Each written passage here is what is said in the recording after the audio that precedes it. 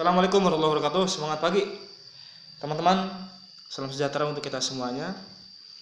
Alhamdulillah hari ini saya bisa upload video kembali setelah beberapa hari tidak upload video. Nah, hari ini hari yang sangat cerah sekali. Hari yang begitu indah dan hari yang sangat luar biasa. Hari ini setiap detik dalam hidup saya adalah hal yang luar biasa. Karena saya beranggapan kalaulah Tuhan yang Maha Kuasa, Allah Subhanahu wa taala, mengacaukan sedikit arah angin ataupun membuat kacau ombak begitu ya, atau juga mengguncangkan sedikit bumi ini, tentu ceritanya akan berbeda. Oleh karena itu, saya memaknai setiap detik dalam hidup saya adalah hal yang luar biasa yang patut saya syukuri dan saya nikmati. Setiap masalah yang datang kepada saya juga saya mencoba terus menikmatinya, bahwa masalah tidak akan datang sebelum kita siap. Artinya ketika kita ditimpa masalah, berarti ada satu poin plus bahwa Allah Subhanahu wa taala, Tuhan kita semuanya, menganggap dan memilih kita karena kita sudah siap dengan hal itu. Sama dengan bertambahnya umur, maka permasalahan pun akan disesuaikan dengan umurnya. Nah, oleh karena itu, adapun masalah yang datang silih berganti kepada hidup saya beranggapan bahwa plusnya Tuhan menganggap saya sudah mampu melewati itu. Begitupun dengan permasalahan hidup yang lainnya. Nah, artinya menjalani kehidupan ini tergantung dari sudut pandang mana kita melihatnya. Kalau dari sudut pandang negatif, apapun yang datang pada diri kita mesti akan dicap negatif. Kalau kita menjalani kehidupan dengan sudut pandang yang lain, maka kita akan sangat menikmatinya. Nah, oleh karena itu, sejujurnya teman-teman, sama kaya miskin pun tergantung sudut pandangnya. Ada orang yang beranggapan kaya itu ketika banyak mobil, rumahnya mewah, dan banyak segala hal. Tapi ada juga yang beranggapan kaya itu bersumber dari hati. Dan ternyata menurut saya kaya itu juga relatif. Tergantung dari sudut pandang mana kita melihatnya. Termasuk kita melihat kesuksesan. Itu juga relatif. Nah, artinya apa teman-teman semuanya? Dari penjelasan itu semuanya, bahwa hidup kita tergantung dari sudut pandang mana kita memandangnya. Permasalahan yang kita hadapi juga tergantung dari sudut pandang mana kita melihatnya. Hidup bisa menjadi akan sangat sulit ketika kita melihat segala sesuatunya sulit. Hidup juga akan menjadi sangat indah ketika kita melihatnya dari sudut pandang yang lain. Sama halnya ketika kita melewati wabah ini.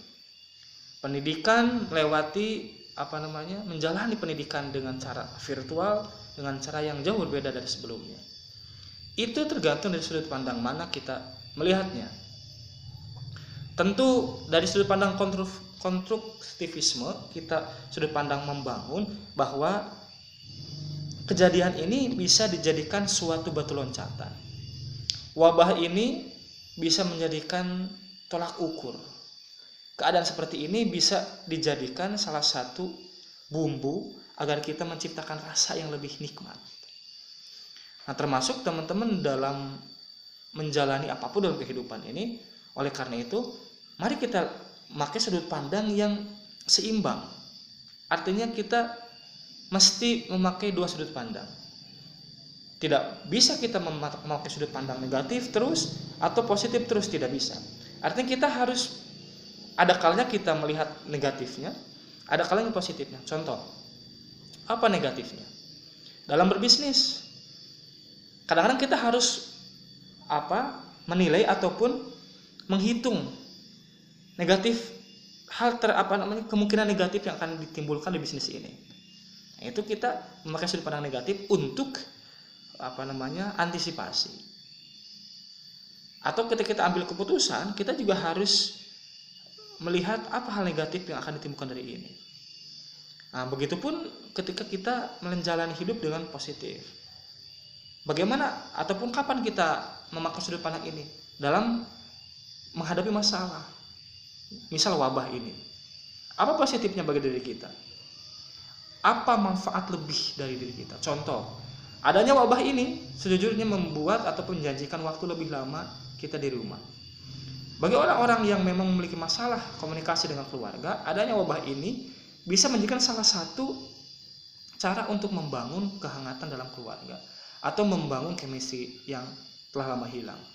Nah, kalau kita memakai dua sudut pandang ini, jelas hidup kita akan seimbang, gitu ya.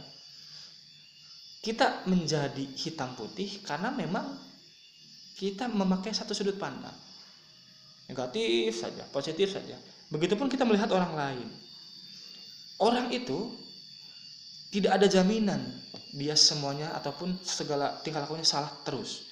Pun tidak ada jaminan dia melakukan hal kebaikan terus. Artinya ada potensi kejelekan, ada potensi kebaikan.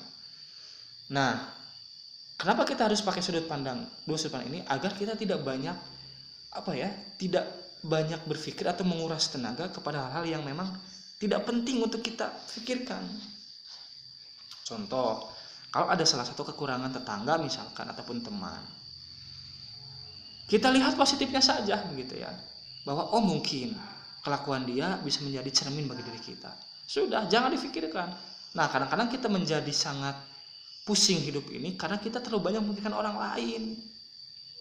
Orang lain beli motor, kita yang capeknya. Orang lain beli mobil baru, kita yang pusingnya. Nah, oleh karena itu marilah kita pakai dua sudut pandang ini dalam kehidupan. Tetangga kita, misal ada hal yang dia lakukan yang negatif misalkan gitu ya. Ya kita lihat positifnya apa bagi diri kita. Tapi bukan berarti merasa diri kita lebih baik daripada orang lain, bukan. Karena merasa diri lebih baik daripada orang lain itulah dosa sebetulnya. Misal, kita melihat katakanlah orang yang banyak dosa gitu ya. Ketika kita melihat dia dan kita merasa, gue itu banyak sering ibadah, dia itu nggak sering ibadah, dia lebih jelek daripada kita. Nah, itu nggak boleh. Nah, tapi kalau kita melihat dari sudut pandang dalam hidup ini, mesti kita itu tadi seimbang hidup kita. Dan saya yakin tidak akan banyak pikiran yang terbuang sia-sia karena kita memikirkan orang lain dan memikirkan hal yang memang tidak penting untuk kita pikirkan. Nah, di momentum wabah COVID ini, mari kita juga jadikan kita pakai dua sudut pandang tentang COVID ini. Pertama, kita pakai sudut pandang positif bahwa ini saatnya untuk penyesuaian kita, untuk membuat diri kita ramah ataupun terbiasa dengan teknologi gitu. Itu positifnya. Atau juga tadi saya sudah bilang, ini waktunya bagi kita keluarga untuk saling bercengkrama ataupun saling berbicara. Karena ternyata kadang-kadang masalah dalam keluarga itu, masalah anak itu timbul karena jeleknya komunikasi di keluarga. Yang ketiga, dengan wabah ini sudah saatnya kita menggunakan media sosial ataupun teknologi dengan sebaik mungkin gitu ya. Dan yang keempat, sudah saatnya kita berkreatif atau membuat kreativitas yang lebih, karena kita jika selama ini kita disibukkan dengan sekolah yang begitu lama, kemudian juga belajar lama, nah sekarang kita diberikan spare waktu yang panjang untuk diam di rumah. Nah, itu juga saatnya untuk kita memikirkan hal kreativitas apa yang akan kita hasilkan. Ya mungkin negatifnya ini menjadi tolak ukur kita ataupun menjadi evaluasi sepak terjang kita di dunia. Ternyata manusia tidak mampu ataupun kewalahan dengan makhluk yang sangat super kecil ini. Ternyata manusia belum mampu mendapatkan ataupun mendapat jawaban secara cepat atas permasalahan yang terjadi. Artinya kita sangat menunjuk keajaiban. Kita sangat menunggu keajaiban dari luar sana. Kita sangat menunggu keajaiban dari Tuhan. Kita sangat menunggu keajaiban dari kehendaknya agar wabah ini cepat terselesaikan, cepat ada jawabannya. Karena dengan seperti itu, semoga ke depan kita menjadi manusia-manusia yang lebih baik lagi. Oleh karena itu, mari kita pakai dua sudut pandang dalam kehidupan ini agar kita menjadi manusia yang seimbang. Semoga ada manfaatnya teman-teman. Terima kasih dan mohon maaf jika ada kata yang kurang berkenan. Sekali lagi ikuti terus channel ini dan nanti kan ada gebrakan baru atau ada program baru di channel ini yang semoga bermanfaat bagi banyak orang. Terima kasih. Assalamualaikum warahmatullahi wabarakatuh. Semangat pagi.